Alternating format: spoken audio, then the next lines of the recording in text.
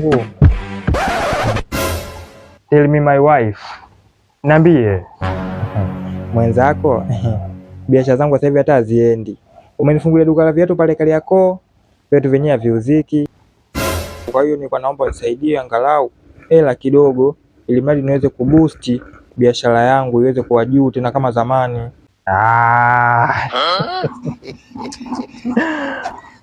Unajua nini? Siku zote katika biashara huwa kuna hasara, na hiyo ni kawaida sana mke wangu. Kwa hiyo hilo limeisha. Unahitaji shilingi ngapi ili uweze tena kuboresha biashara yako? Nilikuwa nahitaji kama shilingi 300 hivi, itanitosha. 300? Mbona ndogo sana? Basi nitakuongeza 100 ili iwe kwenye 400 hivi.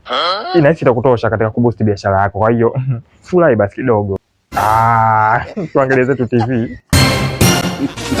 Kamatia goma baharia. Wangu. Viatu vyako hivi hapa tayari. Asante sana mke wangu. Alafu mme wangu, mimi nilikuwa nina shida. Shida gani tena? Shida yangu mwenzio sasa hivi biashara zangu hata haziendi. Yaani nimepata hasara, wewe acha tu. Juzi nilivyokuombelela ya kufungulia biashara nikafungua viatu, duka la viatu pale Kariakoo, biashara zenyewe haziendi.